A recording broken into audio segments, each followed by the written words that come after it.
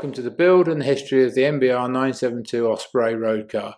This is going to be a series of videos showing the build processes that I go through, engineering techniques that I've used, and general information about the car and the racing series that we've been involved in.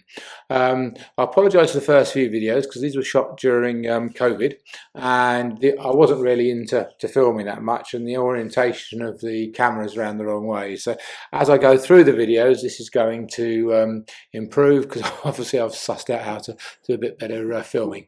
So yeah, hope you enjoy it, and please, once you've watched this one, carry on watching the rest of the series. Thank you. This is the MBR Osprey 972. I'm going to be doing a few clips over the next few weeks to show all you guys the build processes, the design processes, and all the things that happen under the car when you're building a sports car to go on the road. I'll also be telling you some history about the car. Well, going on from the history, MBR started racing these cars back in 1997, and we raced through to 2001.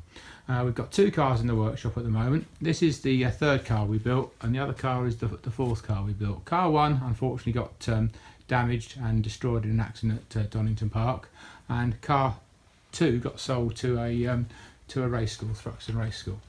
And it's the reason why I've decided that to do something with this car. We built this as a second corporate car for Thruxton. They were very interested, and the first car went extremely well, and they decided that they might want another car. So we built this car basically as a corporate car. All the other cars that we built were aluminium honeycomb cars. This was a space frame car, so a lot easier to build, a lot cheaper to build, but obviously hasn't got all the weight advantages and the handling advantages of a honeycomb car. Just to show you what the car that we sold to Thruxton, I've got the brochures here from when we sold it. It was a big gig at Thruxton. It was their #1 attraction. There's the car at the front, their brochure, and as you can see, as you come across, it was quite a good gig to run in it. Right, you have to excuse my filming because I'm not that brilliant a cameraman, and even probably worse presenter. But here we go. Right. First question is, why have I decided to do this? Well, in the back end of 2003, Thruxton had Mercedes come along, and basically after saying they would like the car, Mercedes offered them a bucket load of cars. They didn't have the track time to run the existing car or this one, so they actually canned it and put Mercs in instead, which is a bit of a shame, but so we were left with the car. This car actually ran, if you look at some of the pictures I'm posting, for the first time in 2003 at Castle Combe on the 26th of August. Ran very well, but to run the car, what we did, we were a bit sneaky. We nicked bits off of that car and put it on this car, like the engine, gearbox, so on and so forth. Now, the engine that's in this car is actually a Rover V8 rather than the race engine that we used to use in the original Thruxton car, because the original Thruxton car had a Metro 6R4, which was a V6 engine, and this is a V8 engine, so it's a little bit bigger, a little bit more difficult to package in, but we did manage to package it in. Right, well, I'm coming up to the end of my first few minutes on this clip, so the next one is I'll go into a bit of detail about why I started to do this. First thing I forgot to mention on part one was why it's called 972 and Osprey. Well, the first name for the car was actually called 972, and you might ask why. Well, the car was designed in 1997, and it was a class 2 car, so hence 972, and it was also quite handy. Probably the most successful car, endurance cars of all time, was a Porsche 962, and then obviously the number was very close to that. We decided to add the Osprey name when we started to go corporate, because an Osprey sounds a lot better than just a set of numbers, so hence Karen came up with the idea of Osprey. Whilst I'm going through the whys and wheres and so on and so forth, I'm going to show you some close-up shots of the cars whilst I'm droning away. Right, okay, so what happened with the car? What I did, where did it come from? Well, at the end of 2003, after we tested it, we decided that we'll just basically put it up in the loft. So we did. It went up in the loft and stayed up there. And when I sold the race team in 2013, I didn't want to touch another car for love nor money. But after a year, I started getting itchy feet, and I decided at the back end of 2014 to bring the car that was in the loft down and see what we could do with it. my first thing to do was actually phone up the DVLA and ask if I could put it on the road. And because the car was over 10 years old, and it had run in 2003, they said yes, they're quite happy for me to go on the road, and it didn't need an IVA test. And whether it still needs one or it doesn't, I don't really mind, because I've built it to all the regulations anyway. So, but the good news is I can actually put it on the road. Right, so why did I decide to do it? Well, I wanted something to keep me occupied in the evenings, and I couldn't put this car as a race car or a track day car, because simply put, it just wasn't good enough, but it's ideal for road car use. When I brought it down, my plan was, I'll get all this done in a year. As you can imagine, it hasn't quite been finished in a year. So, but I'm still plodding on. My main thing when I started this project, I must enjoy it. If I don't enjoy it, what's the point of doing it? Because I think I'm going to probably enjoy putting the car together as much as I am driving around the car, because it is basically just a big toy. And but it's given me something to do, and I'm loving the engineering side of it.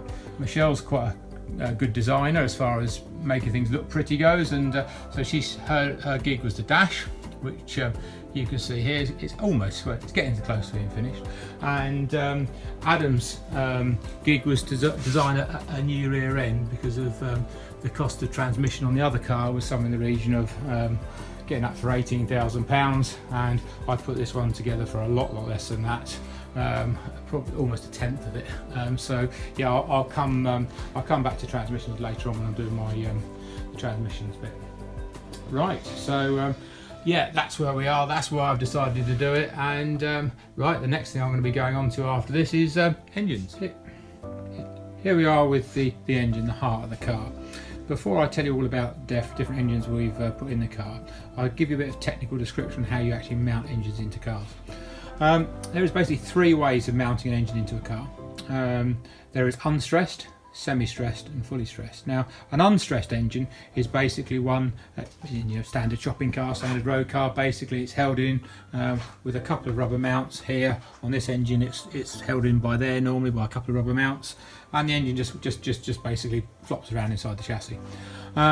Next up, I'll go to fully stressed, which is the sort of engines they use in Formula 1, where the engines are particularly designed to take the chassis load. So the engine is bolted straight to the back of the chassis, and then all the suspension is bolted straight off the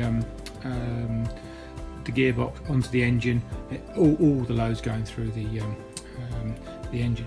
Now, obviously, a sports car, we've got a lot of room, not like a Formula 1 car, so we can use a bit of both worlds. The engine isn't fully stressed, but it's what we call semi-stressed. Now, to show you what I mean by semi-stressed, obviously, if you look here, the engine is solidly mounted down there, and it's solidly mounted into the adapter plate, and then on the adapter plate here, there's these rails coming back to the chassis. Now, these rails take a lot of the chassis load, and all the chassis load is not going through the engine, but some of the loads are going through the engine. So this is what's called a semi-stressed engine.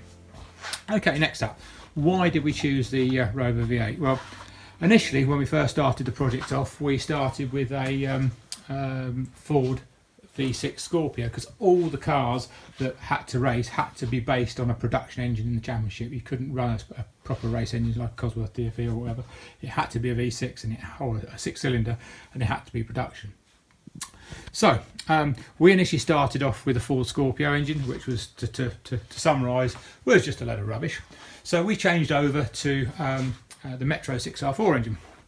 Now, obviously, the first cars we ran had that engine in, but it's a very expensive race engine.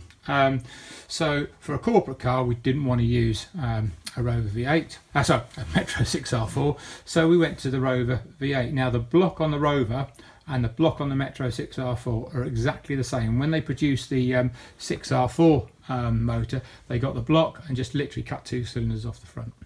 So obviously, for installation purposes, me changing from the 6R4 to the V8 Rover, it was fairly simple, because all the bolts pattern that goes around here to hold the adapter plates to the engine, all exactly the same. We just had to find a bit of room at the front of the car up here to put it all in. So that's a bit about the installation. I was going to use, for cost reasons, a previous engine we had, which is over here. Now, if you come over here, you might see those two lots of welding. Well, that welding was rather unfortunate. We put it in one of the trucks over the winter. I had drained all the water out of it, but obviously not enough, and we cracked the block. Now, I was going to use that engine in the car, but I decided that maybe not. And this one came up on eBay for sale out of a Land Rover Defender, I think it was, for 150 quid. Now, if you look at the pictures I'm going to load, you'll see in the back of a van, there's a sort of engine looking thing in the back of it, and that is the engine, how it started out. And the other pictures that I show you is obviously building the engine up. Now, to convert a road car engine to a race car engine, you've got to do several things. Number one, the first thing is the oil system you have to tackle, and it's what we call a dry sump. And if you look down there, I've made my own dry sump. I'll go the other side, it's a bit easier. Dry sump we had to make. Then I went through the whole engine. It's got a different camshaft in it. I've rebuilt it all, ported the engine.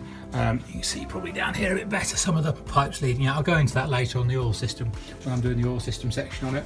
And basically built the whole engine up all the way through. And yeah, great little engine. It's a 3.9 rather than 3.5. It's got a Metro 6R4 flywheel on it with an AP racing clutch. Electrics are all going to be by injection rather than a carburettor. I'm not too keen on carburettors. And this is the throttle system that I've designed for the car as well. Totally different from the Rover one, but it seems to work quite well. Okay, that's a bit about the engines. Over. Well, thanks for watching to the end of the video. I've got my next video coming out shortly, which is on the chassis and engine system. So yeah, please look forward to that. And again, the old usual, please like and subscribe. It really does mean a lot. It's a new channel, so if you could just press that subscribe button and hit the thumb for the like, that would be brilliant. Thanks very much. See you in the next video.